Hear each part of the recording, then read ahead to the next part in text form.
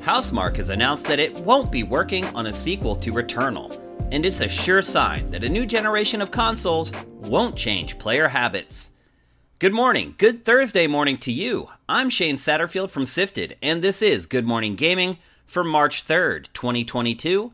The show is in our patrons' feeds bright and early every weekday morning and free on our YouTube channel for everyone else.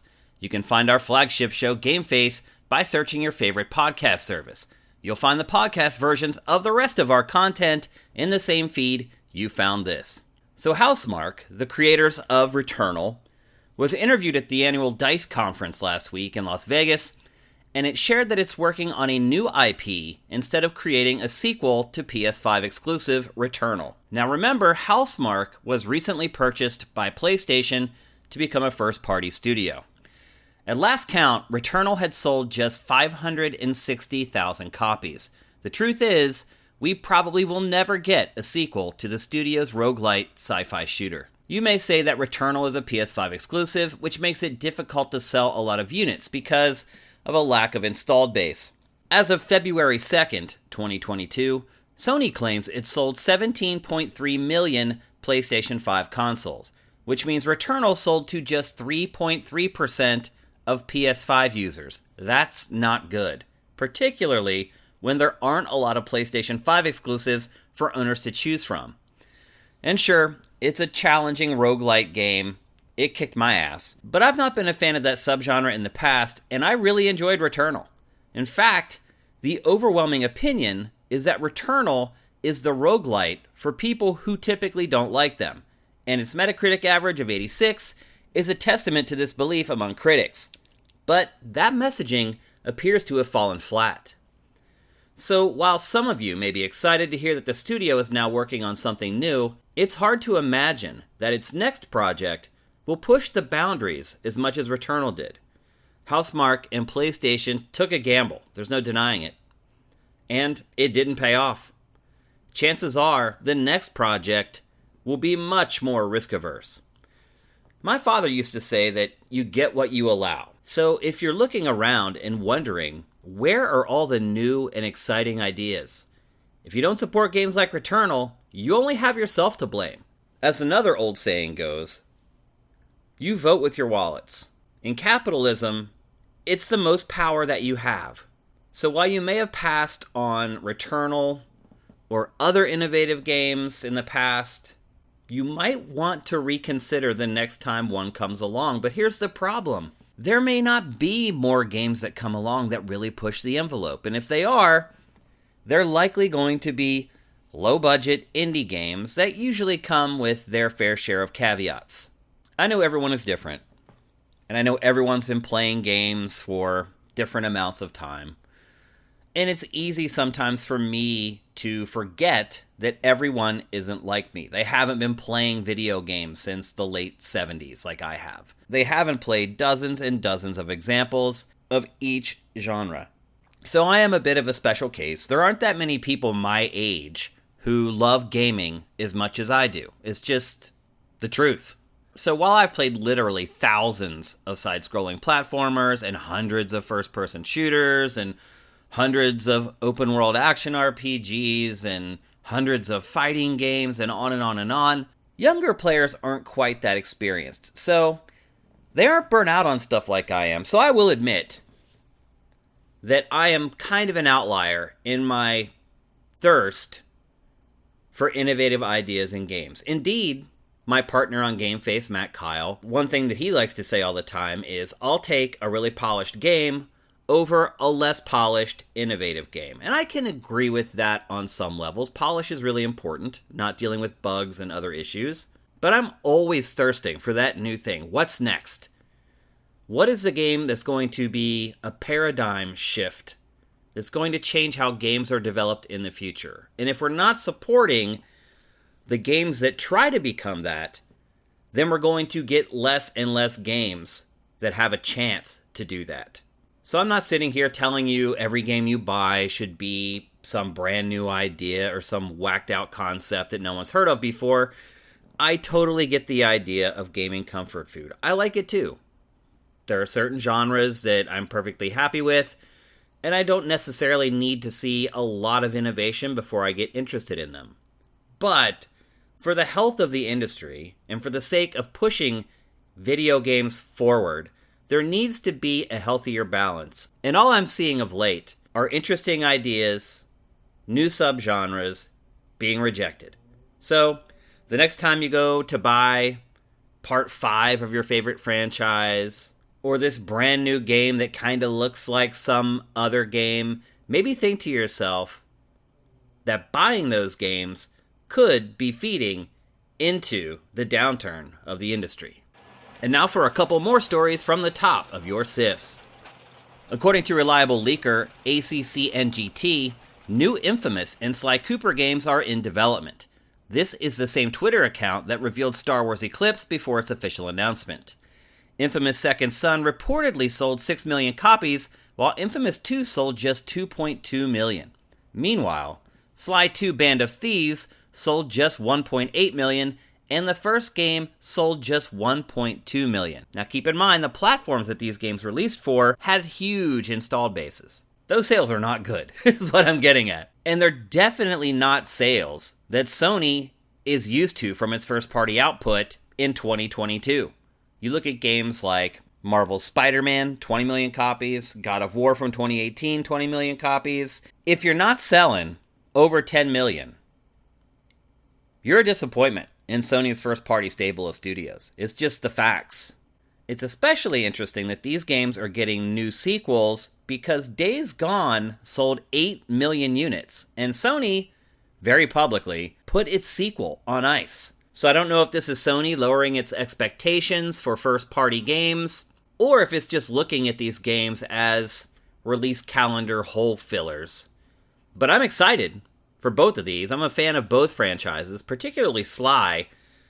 It's really sad to see how little the Sly games sold in the past, but it's exciting that PlayStation, despite that, has decided to revive it. Infamous is one of those games that can be polarizing. It's an open-world action-adventure. I'm guessing the new one will probably be an open-world action RPG. But people seem to either love it or hate it. I'm one of the rare people who kind of falls in the middle. I really liked Infamous Second Son, and Infamous 2, it was okay. And I think the sales reflect both of those opinions. At least Infamous sales have gone up drastically with each release. Sly Cooper, not so much, but I do like to see this new Sony, where it doesn't feel like every project it gives a green light to has to be a blockbuster. It was announced today that EA will remove Russia from FIFA 22. The top international soccer bodies have banned Russian teams until further notice, and EA is just following suit. Meanwhile, Ukraine has asked video game companies to pull out of Russia altogether. Its deputy prime minister has asked gaming companies like PlayStation and Xbox, plus esports organizations, to pull their products and services to put pressure on Russia. He stated, "In 2022, modern technology is perhaps the best answer to the tanks, multiple rocket launchers, and missiles. I appeal to temporarily block all Russian and Belarusian accounts, temporarily stop the participation of Russian and Belarusian teams and gamers in all international esports events, and cancel all international events holding in the territory of Russia and Belarus." It may seem strange for a government official to reach out for help from the gaming industry in the middle of a horrible war, but as an international community, we're all put in this awkward situation of trying to avoid World War III. And so if it takes every little bit, every drop of the bucket to make the difference and end the war, we've all got to do whatever we can. Epic has purchased music service Bandcamp as part of its Creator Marketplace initiative. Bandcamp was founded in 2008 and allows indie musicians to promote and sell their work. Artists receive 82% of the revenue, which is pretty good, from every sale, and Bandcamp has paid out almost $1 billion to artists and labels to date. This acquisition is in line with Epic's other recent purchase of rock band creators Harmonix, which shows that the Fortnite creator has some sort of master plan for music in its upcoming stab at the metaverse. Epic stated, Bandcamp will play an important role in Epic's vision to build out a creator marketplace ecosystem for content, technology, games, art, music, and more. How Harmonix and Bandcamp are ultimately baked into the metaverse is hard to see right now, but if it's going to be filled with merchants of all types, then music would certainly be one of its key tentpoles. Enhanced versions of Resident Evil 2, 3, and 7 will be coming to PlayStation 5, Xbox Series consoles, and PC sometime in 2022. The updates will include ray tracing, high frame rate modes, 3D audio, haptic feedback, and adaptive triggers. If you already own the games, the upgrade will be completely free, but there's no word yet if Resident Evil 7 will get improved VR play for PlayStation VR 2. All three of these games have sold very, very well, so I'm not sure that there's a big market for people who are looking to buy these games new. However, it's nice to get the free upgrade if you've bought them in the past. The Cuphead show on Netflix is already getting a second season before it could even become apparent whether the first season was a hit or not. More likely, Netflix ordered a specific number of episodes and has just decided to split them up into 2 seasons. As we've stated previously on Good Morning Gaming, reviews for Season 1 have been mixed, with some saying it tries too hard to be funny and fails, while others say that it's watchable for both kids and adults due to innuendo.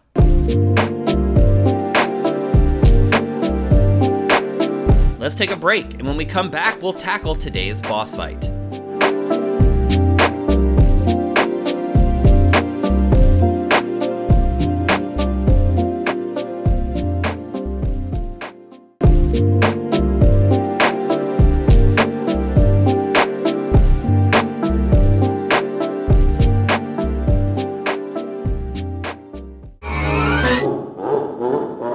Welcome to today's boss fight, where I tackle random topics that may, or may not be, related to video games. Reviews for Gran Turismo 7 are in, and it's one of the highest rated releases in franchise history. I didn't see that one coming. Does this mean that racing games are back in vogue? No, not really. Its Metacritic average is sitting at an 88 right now. And if you kind of look around, it's hard to find a lot of competitors for Gran Turismo at this point. It really feels like the bottom has kind of fallen out in the racing sim genre. Obviously, its biggest head-to-head competitor is the Forza Motorsport franchise. But Forza Motorsport, beginning with Forza Motorsport 5, has seen sales steadily decline ever since that peak. Forza Motorsport 8 was shown at the debut of Xbox Series X, and we're still waiting on that game to get a release date, let alone be released. The last Gran Turismo Sport, which admittedly was kind of a spin-off. It wasn't a true entry in the Gran Turismo franchise. Last I heard, it sold around 6 million copies. That's a far cry from the PlayStation 2 and PlayStation 1 days, where Gran Turismo was selling 20 million, sometimes more, per entry. Now, I'm not going to pretend to know how Gran Turismo 7 is going to sell. I am admittedly surprised that the reviews are so high, because if you read the reviews, most of them just say it's the same thing, but more polished. And if you think, okay, well, driving sims aren't doing that well recently, and maybe arcade racers are, and then immediately what comes to mind is Forza Horizon 5, which is a great game. It's sitting at a 92 Metacritic average. But that game has essentially been given away for free on Game Pass, so it's hard to tell just how many people would be willing to pay full price for it. At the same time, there have been, probably half a dozen arcade-style racing games released in the last year and a half or so, and none of them have done well. So it's not just driving sims that have seen a drastic dip in interest and ultimately at the cash register. One thing that kind of stands out to me, though, is that innovation doesn't really seem like something people want in their driving games. Evolution Studios created the exciting, I think it was exciting, MotorStorm franchise before sales slowly petered out. Sony put the studio on the disappointing Drive Club, and then when that failed, it closed it altogether. But Codemasters came to the rescue and started a new sub-label called Codemasters Evo. Basically, the same team under a slightly different name. Then it went all in with an over-the-top arcade racer called Onrush that incorporated ideas from both Burnout and SSX. I thought the game was great. If you go back and look at the episode of Game Face where we covered that game, I told you to buy it. I think I even said in that episode, if you want innovation in your driving games going forward, you need to support this game. Despite overwhelmingly positive reviews, including mine, it failed miserably at retail. I saw one report where it sold 1,500 copies in its first week in the UK. Evolution hasn't made a game since. Most believe that it's just been absorbed into Codemasters and is now just essentially a support staff that gets pulled onto projects as they're being wrapped up. So it's kind of become the cleanup batter at Codemasters, which is now owned by Electronic Arts. So what does this tell us? It appears that players have become more selective with their driving game purchases. They're also not buying as many as they used to back in the early aughts. Back then, you could have 5 or 6 different driving games per year all do exceptionally well. Now, exceptionally well is relative back then because development costs were so much lower. Expectations were so much lower as well. New ideas weren't hard to come by because they hadn't already been done. So it's kind of an apples and oranges comparison, to be honest. So that made it easier to buy multiple racing games each year because you could find several that played, looked, or felt different. Remember Need for Speed Underground? Probably EA's best-selling driving game ever. People still are asking either for a remaster of that game or a sequel. But that's all changed in 2022. Most driving games that even try something new end up becoming free-to-play games. Destruction All-Stars for PlayStation 5 comes to mind. It was originally debuted as a game that you paid for, and then there was a beta, and people didn't like it, and it was kind of busted, and now it's just a footnote in video game history. And I'm not trying to say that game was great, and it deserved to do better than it did. It was not a good game. So while people aren't buying driving games like they used to back in the day, when they do buy, they're purchasing reliable brands that they remember from their past, instead of trying out new ideas. So think Forza, think Gran Turismo, think Mario Kart. That's pretty much it. Those are really the only driving games that still do really, really well. Now, the F1 games do okay in Europe, but they're not very popular here in the United States. And this is why we haven't really seen any innovation in the space since Onrush. Publishers have become weary of taking risks in the genre. The reviews of Gran Turismo 7 aren't really gushing. They say that it's a solid Gran Turismo, with few new bells and whistles. Apparently that's what you want. So, that's what you get.